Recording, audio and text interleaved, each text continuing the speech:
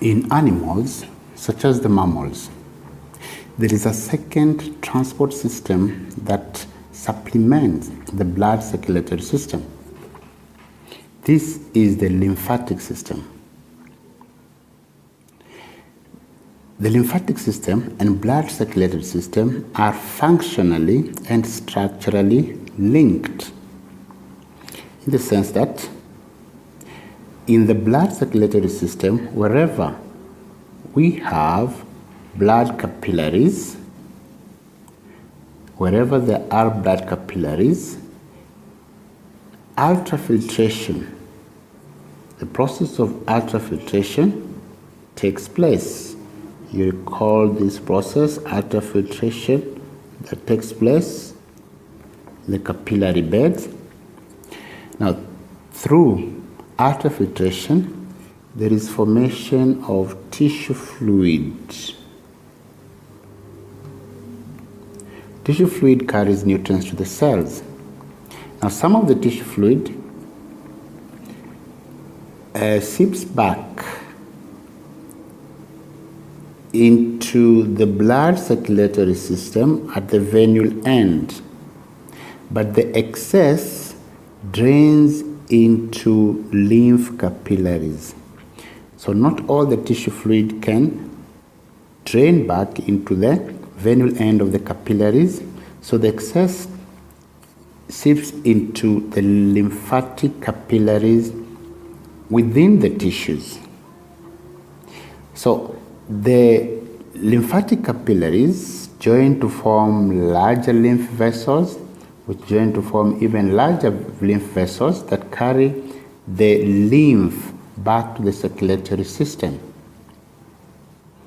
So, in general, the lymphatic system is made up of lymph vessels that begin at the capillary bed, that is within the tissues. You have blind ending lymphatic capillaries.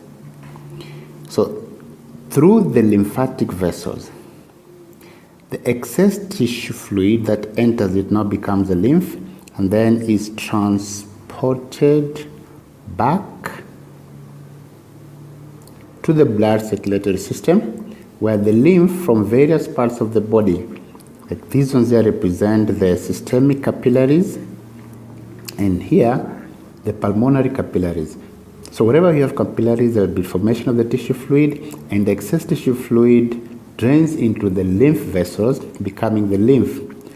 So the lymph vessel transports the lymph back to the blood circulatory system, where the lymph joins the blood circulatory system at the vena cava. So as soon as the tissue fluid enters the lymph vessel, it becomes the lymph. Now, along the lymphatic vessels, there are lymph nodes that filter the lymph to screen out and destroy any pathogens that may be present in the lymph. Along the length of the lymph vessels, there are valves that prevent a backflow to ensure that the lymph flows in the general direction towards the heart. So, what is a lymph? Lymph is simply the excess tissue fluid that drains into the lymphatic capillaries and then is transported back to the blood circulatory system through the lymph vessels. So the two circulatory systems are related, the two transport systems are related structurally and functionally. As the heart pumps blood out, first to the pulmonary circulation, within the lungs there are lung capillaries, and at the capillaries there will be tissue fluid formation, and the excess tissue drains into the lymphatic capillaries. Likewise, in the rest of the body, the blood is pumped out of the heart through the aorta and carried by the arteries to various parts of the body.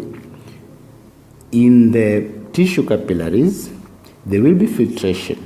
The excess tissue fluid formed will drain into the lymphatic capillaries and through the lymph vessels, blood is transported back to the blood circulatory system. Sorry, not the blood, but the lymph is transported back to the blood circulatory system, where it will be joined, where it will drain into the vena cava and thus rejoin the blood circulation.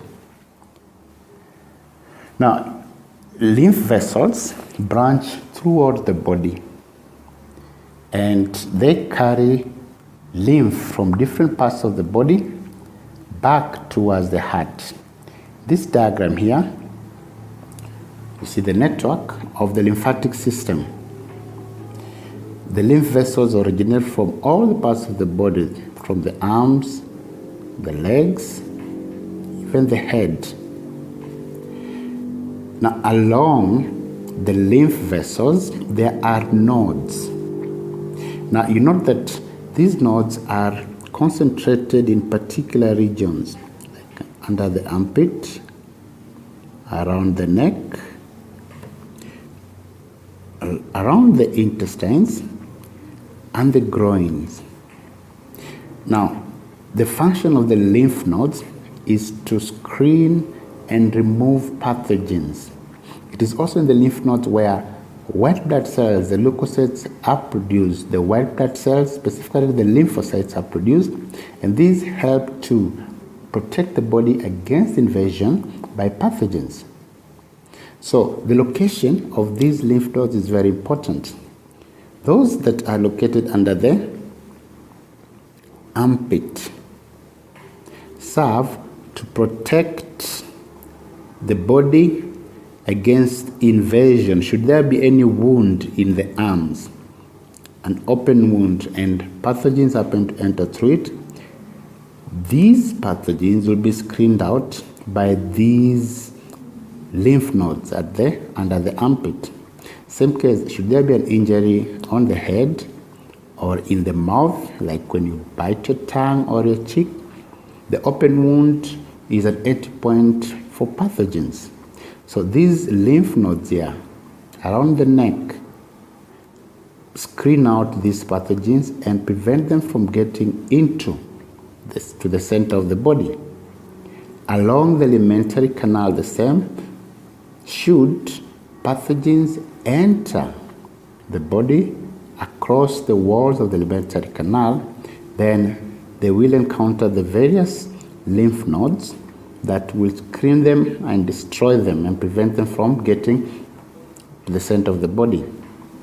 Around the groin area, again, the lymph nodes perform the same function, whereby should there be an injury in the extremities, such as the lower limbs, that is the legs, then pathogens that happen to be present in the lymph can be screened out and destroyed by the lymph nodes.